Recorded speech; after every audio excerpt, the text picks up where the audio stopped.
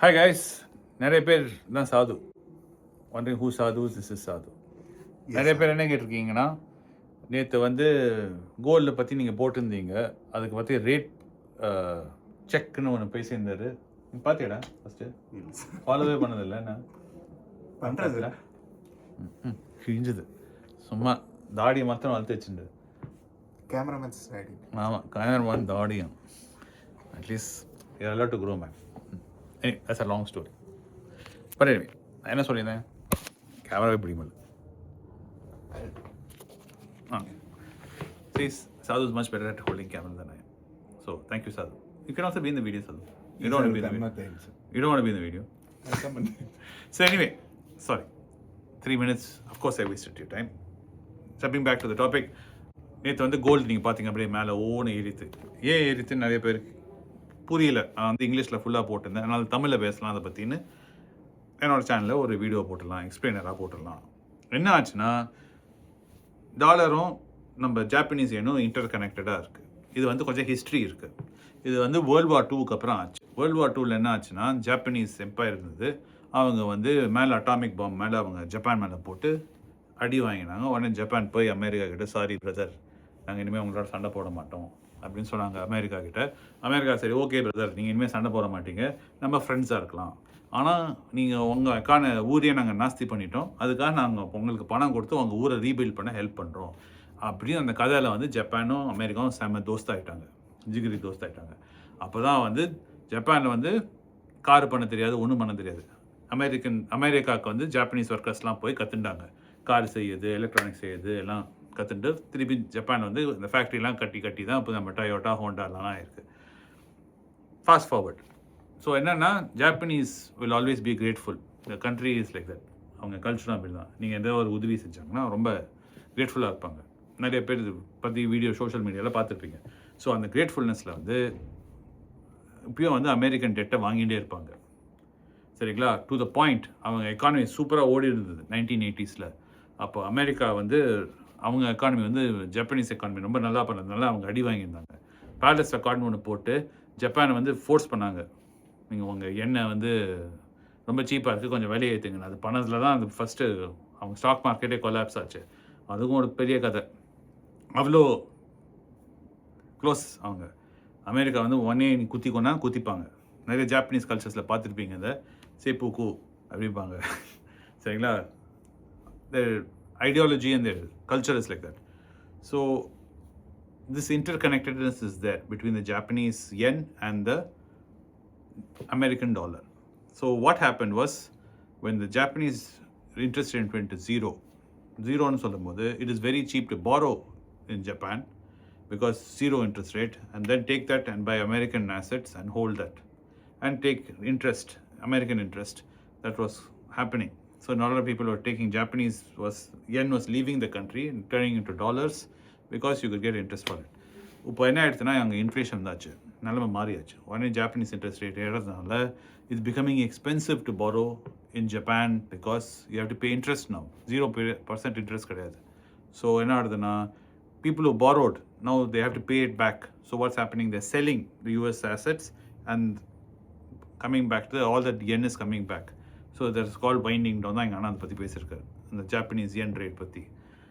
So that pressure is building and that has been unfolding because of what is happening in their economy.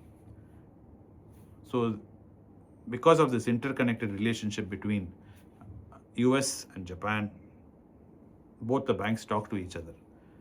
2011 இந்த மாரி இந்த Fukushima incident நடக்கும்போது, அந்த earthquake வந்து tsunami வந்து அவங்களை எஃபெக்ட் பண்ணும்போது, at that time the American Fed, the American banks helped the Japanese yen at that time. That was way back then. அதேமாரி இந்த வாட்டியும் வந்து US Fed went and asked, மார்க்கெட்டில் போய் கேட்டாங்க, தம்பி நாங்கள் மார்க்கெட்டுக்குள்ளே வந்தோன்னா எனக்கு என்ன ரேட்டு கிடைக்கும் அப்படின்னு கேட்டாங்க. ஒன்றுமே செய்யலை. சரி, அதான் ரேட் செக்னு பேர். நாங்கள் வந்து இந்த US ஜாப்பனீஸ் கரன்சி மார்க்கெட்டில் நாங்கள் கொஞ்சம் உள்ளே பூந்தோன்னா எங்களுக்கு என்ன ரேட் கிடைக்கும் அப்படின்னு கேட்டாங்க. அந்த ரேட் கேட்ட கேள்விக்கே வந்து மார்க்கெட்டில் பார்ட்டிசிபேட் பண்ணாங்களாம், ஐயோ என்ன திருப்பி ஏதோ ஹெல்ப் பண்ண போகிறாங்களா, ஏதாவது செய்ய போகிறாங்களான்னு அப்படின்னு சொன்னதுனால அந்த பயத்தில் தான் திஸ் அன்ஃபோல்டு. அதான் நான் போட்டேன் அந்த கிராஃப். இந்த ஜாப்பனீஸ் yen கிராஃப் அப்படியே இறங்கினா திடீர்னு ஏறித்து. அதேமாரி யூஎஸ் டாலர் எப்படி இருந்த யூஎஸ் டாலர்னு டக்குன்னு இறங்கிது. ஸோ அதனால தான் அந்த யூஎஸ் டாலர் இண்டெக்ஸ்ன்னு நம்ம சொல்லுது. ஸோ அந்த யூஎஸ் டாலர் இண்டெக்ஸ்னால் நிறைய பேர் உங்களுக்கு அது என்னன்னு புரியல. என்ன தான் நீங்கள் சொல்கிறீங்க US dollar index? US dollar INR கேள்விப்பட்டிருக்கோம், யூஎஸ் டாலர் யூரோ கேள்விப்பட்டிருக்கோம். ஆனால் யூஎஸ் டாலர் பை இட் செல்ஃபா அப்படின்னா அர்த்தம். That means a trust in the US dollar. சரிங்களா? How expensive, strong or weak the dollar is becoming to all currencies. அது ஒரு index மாரி அது. ஸோ அது பார்க்கும்போது அதான் கம்மியாக இருக்குது. So basically what's happening the US dollar is becoming weaker. That's actually what Donald Trump wants. Why the American government wants that? Then it becomes easy for them to export. But the flip of it is nobody wants US dollar now. So that's a tough balance to do. இது மாரி US dollar weak ஆகும்போது that means what? Everything is pegged to dollar. நம்ம gold விலையெல்லாம் பார்க்குறது வந்து dollar ரேட்டில் தான் பார்க்குறோம். ஸோ ஆட்டோமேட்டிக்காக that means gold will start increasing because US dollar is going down. Same thing is true in India. நம்ம இந்தியன் ருப்பி வந்து வீக் ஆகுதுன்னா நம்ம கோல்டு வேலையும் ஏறும். ஈவன் இஃப் கோல்டு ப்ரைஸஸ் இன்டர்நேஷ்னலாக மாறாமல் இருந்ததுன்னா நம்ம ருப்பி வீக் ஆச்சுன்னா of course because we are importing gold உள்ளே வர்றதுனால taking more dollars, more rupees, it will automatically India local price வந்து it start moving northward. So the same kind of idea தான் இதுவும். ஆக மட்டும் கோல்டு என்ன ஆகுதுன்னா there's lot of fear in the market about currencies. அதான் fiat currencies நாங்கள் ஒரு நிறைய வாட்டி உங்ககிட்ட இதை பற்றி பேசியிருக்கோம்.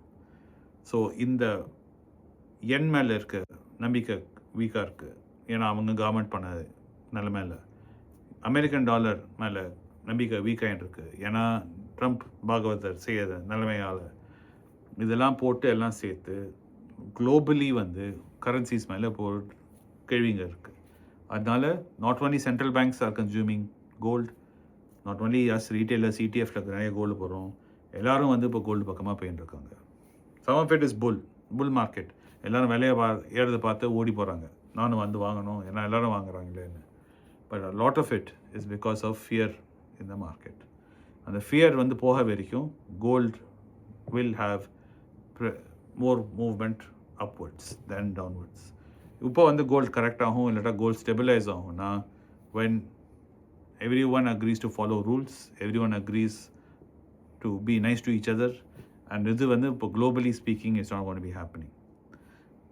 So till that point of time gold you can see it moving northwards. இவ்வளோ ஃபாஸ்ட்டாக மூவ் ஆகும், வெரி ஹார்ட் டு ப்ரெடிக்ட். இது வரைக்கும் இப்போதைக்கு ஜூன் மாதம் வரைக்கும் இப்படி தான் இருக்கும் நிலமை. ஏன்னா ஜூன் மாதத்தில் வந்து நம்ம புது ஃபெட் சீஃப் வருவாங்க.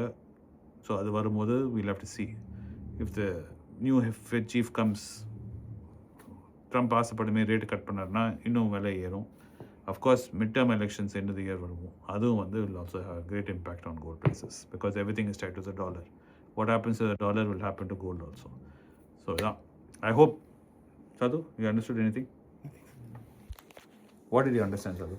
ஏன்னா உங்கள் மாரி ஆளுக்கு தான் எக்ஸ்பிளைன் பண்ணுறதுக்காக இவ்வளோ தூரமாக நான் சொன்னேன். நான் என்ன சொன்னேன், நீ என்ன புரிஞ்சுட்ட? சார் ஹோல் டைம் ஏதோ நீ பேசிட்டு இருக்க, நீ வந்து பிரியாணி லஞ்ச் பற்றி யோசிச்சிருந்தியாடா? இல்லை சார், பின்ன புரிஞ்சுக்க தோசை தான் சாப்பிட போறியா? புரிஞ்சுக்க ட்ரை பண்ணேன் சார். என்னதான் புரிஞ்சுது உனக்கு? American dollar, yen, Japanese yen. History first புரிஞ்சுதா? புரிஞ்சுது. சண்டை போட்டுட்டாங்கன்னு புரிஞ்சுதா? போர் பண்ணாங்க, அதுக்கப்புறம் ஜப்பானை ஹெல்ப் பண்ண காசு செலவு பண்ணாங்க, புரிஞ்சுது. அப்புறம் ஜாப்பனீஸ் கல்ச்சர் பத்தி புரிஞ்சுது. ஸோ அதுக்கப்புறம் என்ன புரியல? அதுக்கப்புறம் அந்த இதுதான் sir American index, dollar index. Actually zero தான். நான் சார் கிட்ட தான் இப்போ தான் கற்றுக்கிட்டு இருக்கேன். நிறைய மக்கள் நம்ம பார்க்க மக்கள் அப்படி தான்டா. So I don't have to feel bad. So இது வரைக்கும் புரியல உனக்கு? இப்போ சார் இப்போ கேமரா முன்னாடி பண்ணாதேங்கிறீங்களா? சரி, நீங்கள் சாது மாரி இருந்து ஒன்றுமே புரியாமல் நீங்கள் ரொம்ப ஃபாஸ்ட்டாக வாசிச்சிட்டிங்க. கேள்விங்கன்னா கீழே கேள்வியில் போடுங்க, நான் பதில் சொல்ல பார்க்குறேன். சரிங்களா?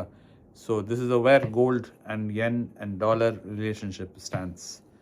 So I hope you understood. If you're not understood, kilo KVL porunga, like I said, I'll try and answer. Otherwise, I'll do another explainer with Sadhu. Polipathivalar. Bye guys.